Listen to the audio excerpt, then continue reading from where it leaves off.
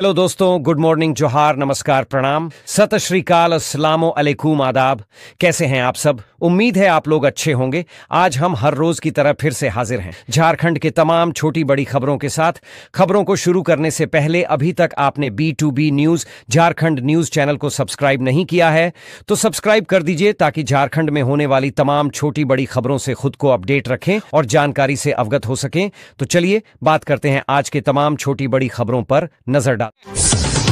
झारखंड में मुख्यमंत्री मनिया सम्मान योजना के लाभुकों के खाते में योजना की 3 किस्त एक साथ भेजी गई है। मुख्यमंत्री हेमंत सोरेन ने खुद इसकी जानकारी अपने सोशल मीडिया अकाउंट पर पोस्ट कर दी है।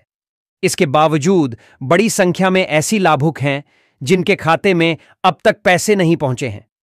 उनके बीच संशय की स्थिति है कि क्या उनका नाम कट गया है या फिर योजना की किस्त अब उन्हें मिलेगी या नहीं। अगर नाम नहीं कटा है तो आखिर कब तक उनके खाते में पैसे भेजे जाएंगे? बता दें कि शुरुआत में 10 जिले के ही लाभुकों को पैसा भेजा गया है, जिसमें गढ़वा, गुमला, जमशेदपुर, धनबाद, चतरा, बोकारो, पाकुड़, जामतारा, सिमडेगा और लोहरदगा शामिल है। इन जिलों के लाभुकों को योजना की किस्त पहुंचनी शुरू हो गई है। सभी के खाते में एक साथ 7,500 क्रेडिट होने के मैसेज आने लगे हैं, जिससे महिलाओं के चेहरे पर खुशी देखी जा रही है। अब सवाल है कि बाकी बचे हुए 10 जिलों के लाभुकों के खाते में पैसे कब आएंगे। इस सवाल का जवाब भी विभाग ने दिया है। विभाग ने बताया कि झारखंड में फिलहाल 38 लाख लाभुकों के खाते में पैसे भेजे जा रहे हैं। शुरुआत में जिन 10 जिलों में सत्यापन की प्रक्रिया पूरी हो गई है, वहां पैसे भेज दिए गए हैं। बाकी बचे 14 जिलों में सोमवार से पैसे जाने शुरू हो जाएंगे। योजना की किस्त सभी को मिलेगी। झारखंड सरकार की महत्वपूर्ण मैया सम्मान योजना ने 2025 में एक नई लिस्ट जारी की है, जिसमें राज्य की गरीब और जरूरतमंद महिलाओं को वित्तीय सहायता प्रदान की जाएगी। इस योजना के तहत पात्र महिलाओं को प्रतिमाह 2,500 रुपये की आर्थिक सहायता दी जाएगी। यह योजना महिलाओं के आर्थिक सशक्तिकरण और उनकी निजी आवश्यकताओं को पूरा करने में मदद करेगी। वर्तमान में लगभग 57 लाख महिलाएं इस योजना के लाभार्थी सूची में शामिल हैं। नई सूची में केवल उन महिलाओं का चयन किया गया है जो निर्धारित पात्रता मानदंडों को पूरा करती है। इस लेख में हम आपको मैया सम्मान योजना की नई लिस्ट, पात्रता मानदंड और अन्य महत्वपूर्ण जानकारी के बारे में विस्तार से बताएंगे। झारखंड एकेडमिक काउंसिल JAC की ओर से आयोजित 8वीं कक्षा की बोर्ड परीक्षा 10 मार्च को है। 8वीं कक्षा की बोर्ड परीक्षा 2 पालियों में संपन्न होगी। इसके मद्देनजर राज्य में परीक्षा के दिन भी बच्चों को मध्याह्न भोजन देने का निर्देश दिया गया है। झारखंड राज्य मध्याह्न भोजन प्राधिकरण के निदेशक शशि रंजन ने इस संबंध में सभी जिला अधीक्षक को पत्र लिखा है। मिली जानकारी के अनुसार जिला अधीक्षक को भेजे गए पत्र में कहा गया है कि 10 मार्च को 8वीं कक्षा की बोर्ड परीक्षा होनी है। परीक्षा के बाद सभी बच्चों को संबंधित परीक्षा केंद्र पर मध्याह्न भोजन दिया जाएगा।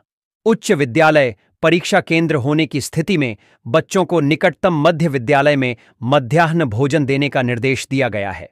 बता दें कि 8वीं कक्षा की बोर्ड परीक्षा कल 10 मार्च को 2 पालियों में संपन्न होगी।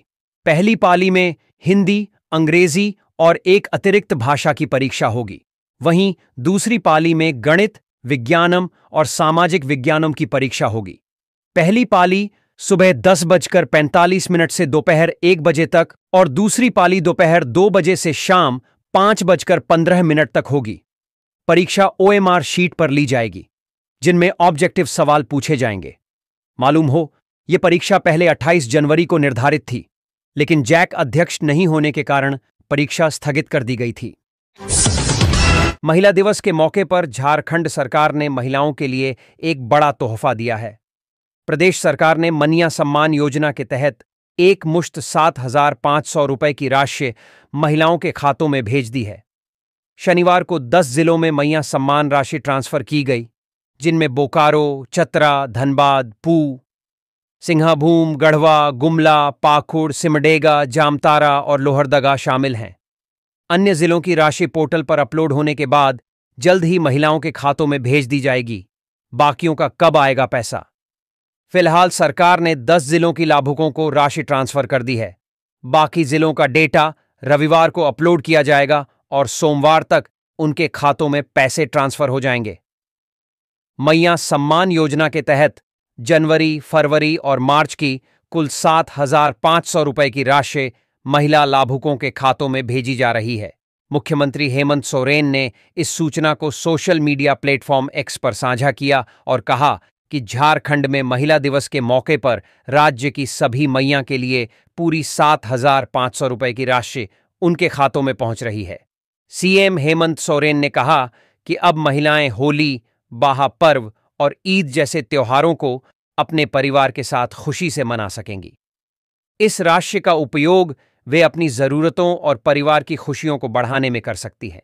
योजना के तहत प्रत्येक महिला को 2,500 रुपए सम्मान राशि दी जा रही है। मुख्यमंत्री ने यह भी कहा कि यह राशि महिलाओं के सम्मान और स्वाभिमान की प्रतीक है। उन्होंने उम्मीद जताई कि भाजपा शासित राज्य भी अपनी माताओं और बहनों से किए गए वादों को पूरा करेंगे और झारखंड की राह पर चलेंगे। सीएम हेमंत सोरेन ने कहा कि अब महिलाएं होली, बाहा पर्व और ईद जैसे त्योहारों को अपने परिवार के साथ खुशी से मना सकेंगी। इस राशि का उपयोग वे अपनी जरूरतों और परिवार की खुशियों को बढ़ाने में कर सकती हैं। योजना के तहत प्रत्येक महिला को 2,500 रुपए सम्मान राशि दी जा रही है।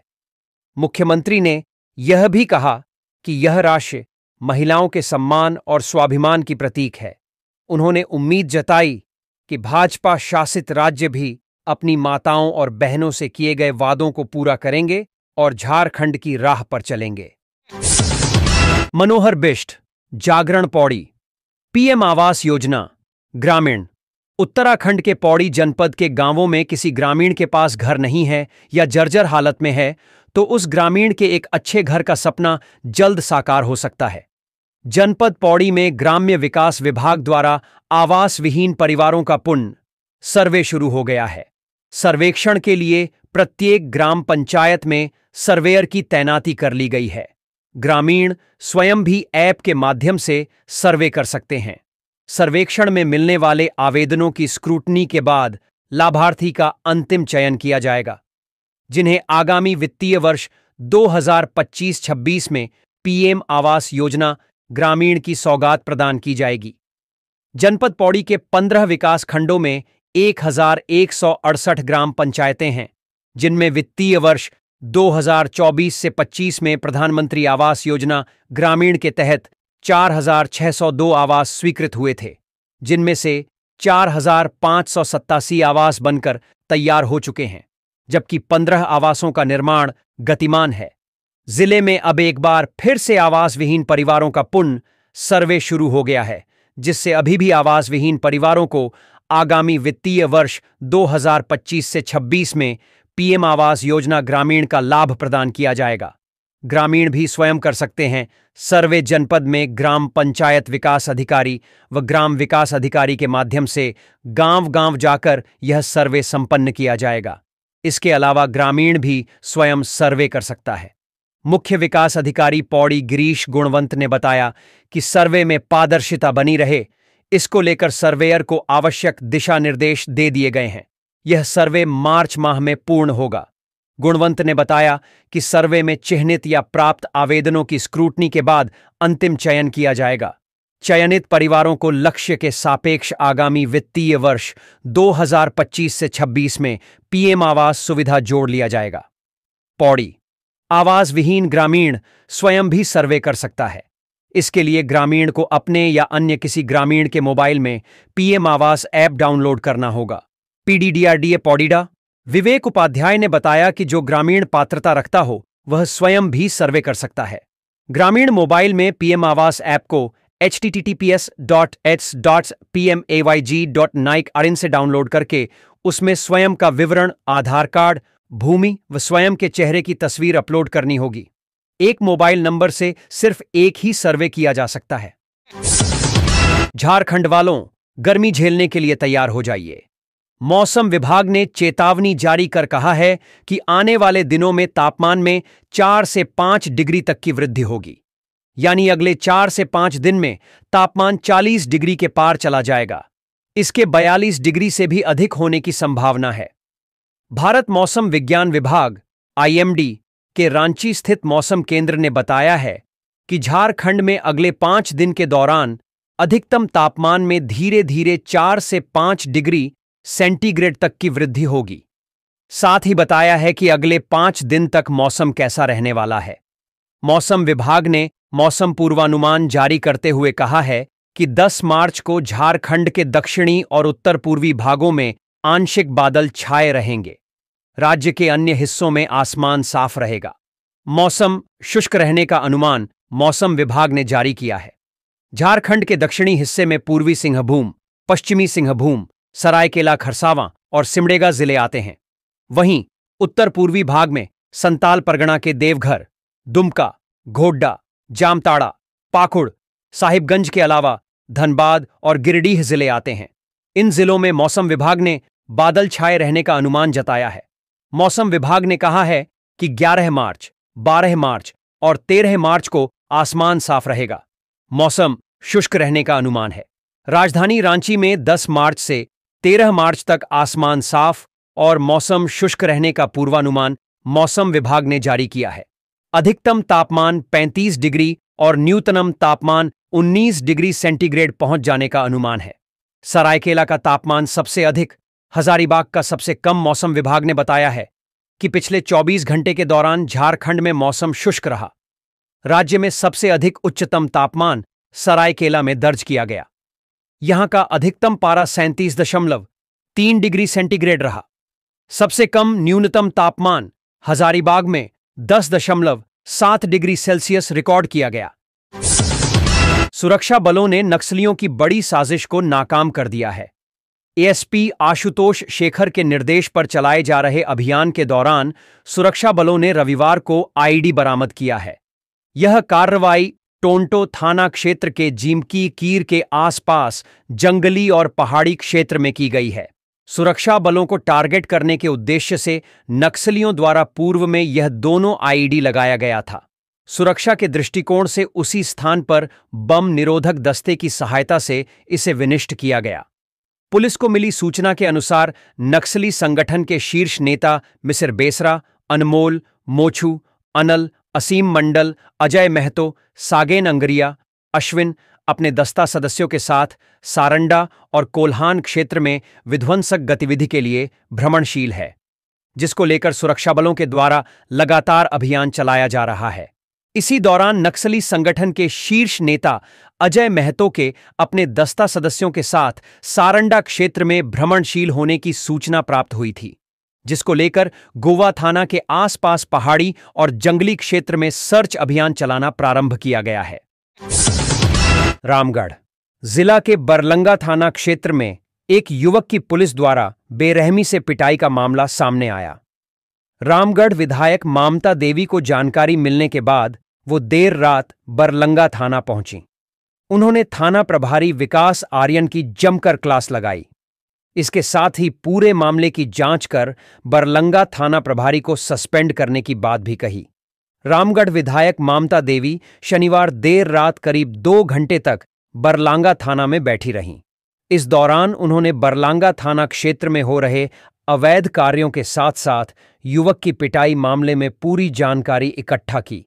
इसके बाद उन्होंने थाना प्रभारी को निर्देश दिया कि क्षेत्र में बालू और गिट्टी के अवैध कारोबार धड़ल्ले से चल रहे हैं, लेकिन उन पर कोई कार्रवाई न करके आम लोगों पर पुलिस ज्यादती कर रही है।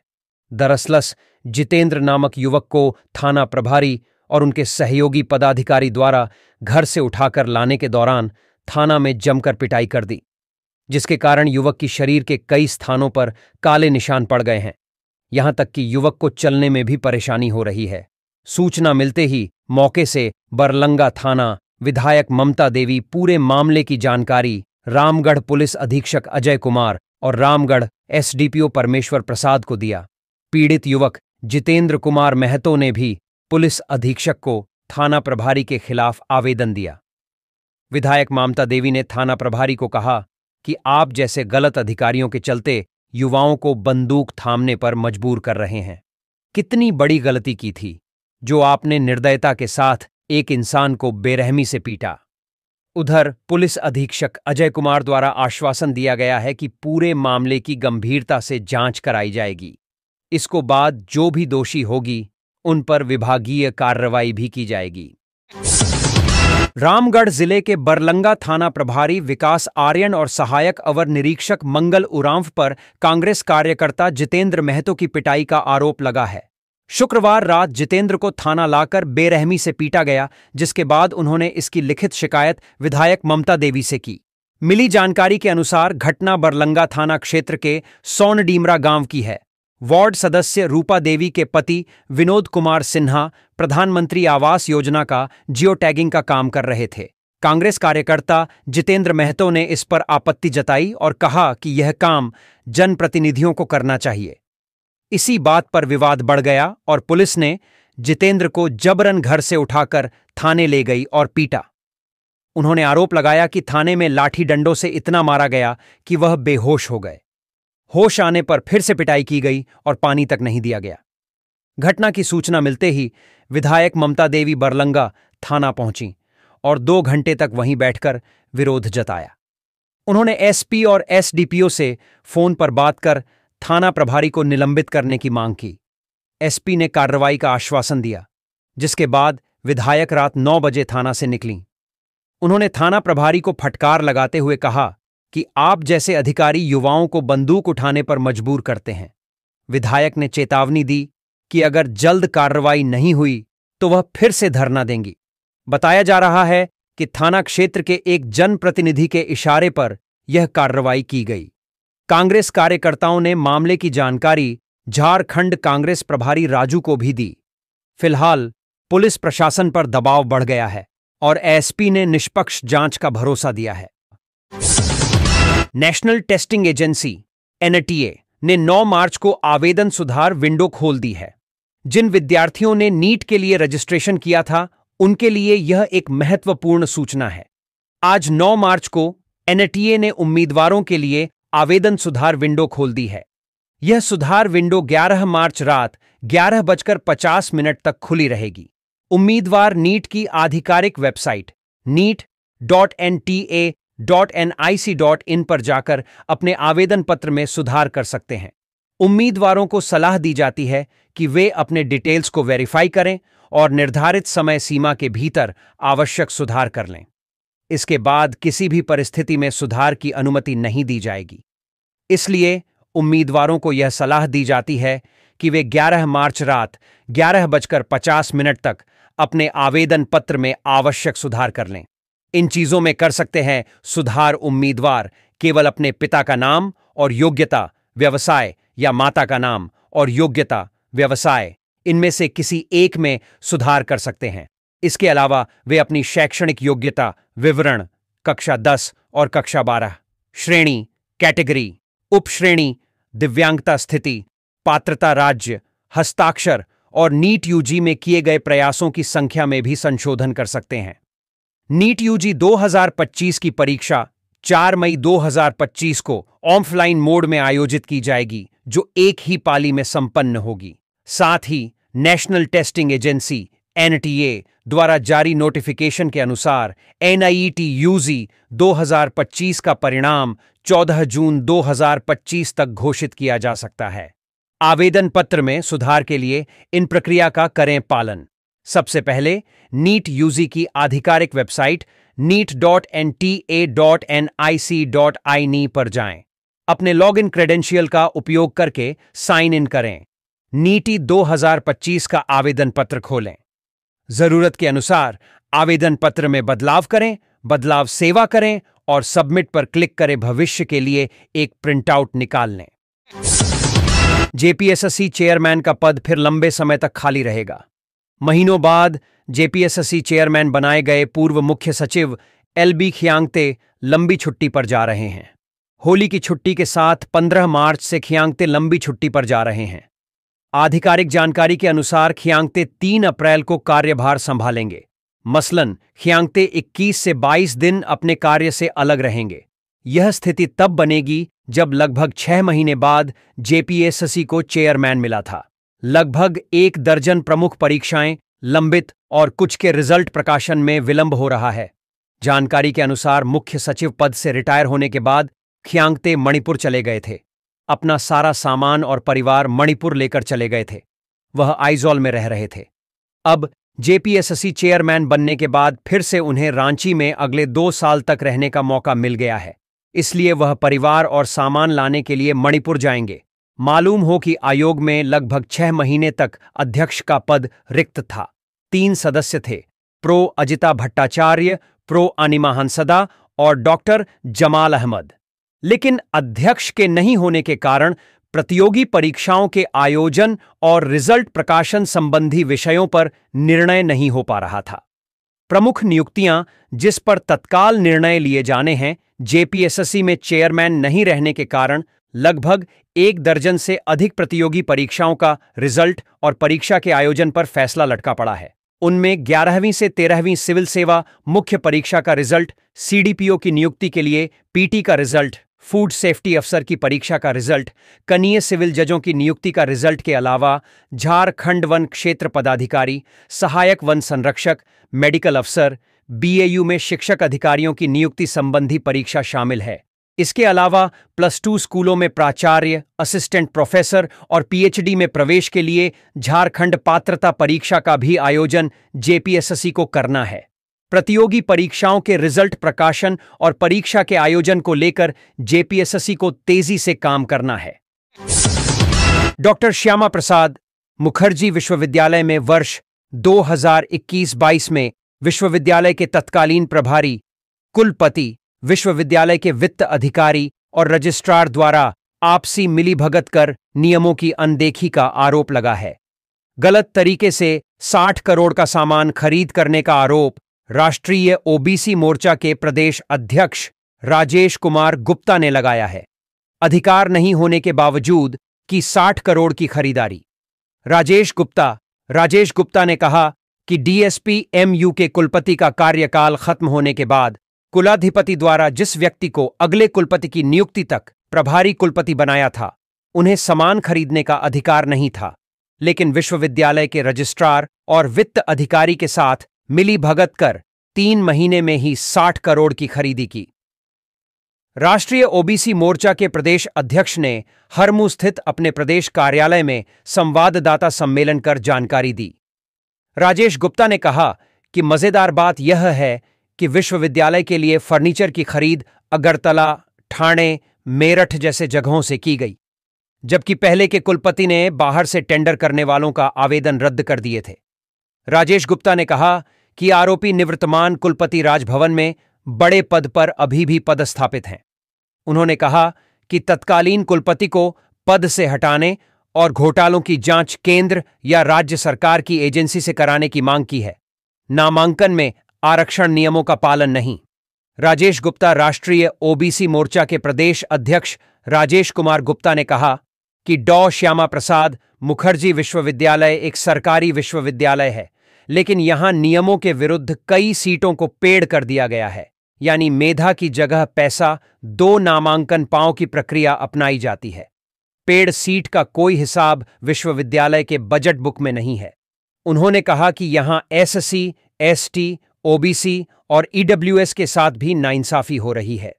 उन्होंने घोटाले की पूरे कागजात के साथ जानकारी सरकार और कई जांच एजेंसियों को दी है और मांग की है कि नियमानुसार सभी आरोपियों पर कार्रवाई की जाए।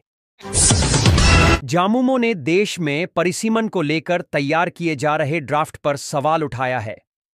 पार्टी के केंद्रीय महासचिव सुप्रियो भट्टाचार्य ने कहा कि भाजपा अपनी सत्ता को ध्यान में रखकर परिसीमन करना चाहती है। इसका पार्टी हर स्तर पर विरोध करेगी। हरमू स्थित पार्टी के कैंप कार्यालय में पत्रकारों से बातचीत में सुप्रियो भट्टाचार्य ने कहा कि 2026 के बाद पूरे देश में परिसीमन होगा। इसके पहले 2 बार 1976 और 2008 में परिसीमन हुआ था। दोनों समय लोकसभा की कुल संख्या 543 ही रही, क्योंकि संविधान का आर्टिकल 81 स्पष्ट रूप से कहता है कि देश के सांसद में अधिकतम 530 सदस्य होंगे और केंद्र शासित राज्य 20 होगा, यानी लोकसभा में सदस्यों की संख्या 550 होगी। सुप्रियो भट्टाचार्य ने कहा कि अभी ड्राफ्ट को लेकर जो बात सामने आ रही है वह चौंकाने वाला है। इसके अनुसार अब लोकसभा में सदस्यों की संख्या बढ़कर 846 हो जाएगी। सुप्रियो भट्टाचार्य ने कहा कि 2008 में हुए परिसीमन से पहले जामुमो ने आंदोलन किया था। इसके बाद सरकार ने झारखंड और नॉर्थ ईस्ट को इससे अलग रखा, क्योंकि झारखंड के प्रतिनिधित्व का प्रतिशत में आघात होने वाला था। लेकिन अब जो बात सामने आ रही है उसमें वर्ष 2001 की जनगणना के अनुसार देश के सभी राज्यों में परिसीमन किया जाएगा। सुप्रियो भट्टाचार्य ने आगे कहा कि केंद्र सरकार 25 वर्ष में हुए बदलाव को नजरअंदाज करने की कोशिश कर रही है। 2011 की जनगणना रिपोर्ट है, लेकिन उसका प्रकाशन नहीं हुआ। उन्होंने कहा कि नए परिसीमन के बाद उत्तर प्रदेश में 80 सांसद है, जो बढ़कर 143 हो जाएंगे। बिहार में सांसदों की संख्या 40 से बढ़कर 79 हो जाएगी। मध्य प्रदेश में 29 से बढ़कर 143 हो जाएंगे। 52, गुजरात में 26 से बढ़कर 43, राजस्थान में 25 से बढ़कर 50, महाराष्ट्र में 48 से बढ़कर 76, तमिलनाडु में 39 से बढ़कर 49, कर्नाटक में 28 से बढ़कर 48, 41, आंध्र प्रदेश और तेलंगाना में 42 से बढ़कर 54, झारखंड में 14 से बढ़कर 24 की बात चल रही है। इसके हिसाब से 10 राज्य की कुल सीट बढ़कर 647 हो जाएगी। यह कुल सीट का लगभग 77% है। केंद्र सरकार की ओर से पूर्वी और पूर्वोत्तर भारत को वंचित करने का प्रयास किया जा रहा है। झारखंड राज्य चॉकबॉल संघ के द्वारा रविवार यानी आज सब जूनियर बालिका चॉकबॉल टीम की घोषणा कर दी गई। मिली जानकारी के अनुसार यह टीम 21 मार्च से 23 मार्च तक साई नगर शिरडी, जिला अहिल्यानगर, महाराष्ट्र में आयोजित 14वीं राष्ट्रीय सब जूनियर चॉकबॉल प्रतियोगिता में झारखंड का प्रतिनिधित्व करेगी। किनका हुआ चयन? सब जूनियर बालिका चॉकबॉल टीम में अनुष्का खलखो कप्तान, रेखा कुमारी, सलोनी कुमारी, रानी कुमारी, कृति कुमारी, मीना कुमारी, निभा कुमारी, संध्या कुमारी, सृष्टि कुमारी, पूनम कुमारी, रिया कुमारी। सभी खिलाड़ी कस्तूरबा गांधी बालिका विद्यालय बूढ़मू, रांची से। टीम के साथ प्रशिक्षक शुभम उरांव और मैनेजर के तौर पर अंजू कुर्रे को शामिल किया गया है। सभी खिलाड़ियों का टीम में चयन होने पर कस्तूरबा गांधी बालिका विद्यालय बूढ़मू की वार्डेन अनिमा रानी महतो, उमा कुमारी एवं शारीरिक शिक्षिका शांति कुमारी ने बधाई और शुभकामनाएं दी। झारखंड राज्य चॉकबॉल संघ के महासचिव ब्रजेश गुप्ता ने जानकारी देते हुए बताया कि झारखंड राज्य चॉकबॉल टीम 18 मार्च को रांची रेलवे स्टेशन से साई नगर शिरडी, महाराष्ट्र के लिए प्रस्थान करेगी।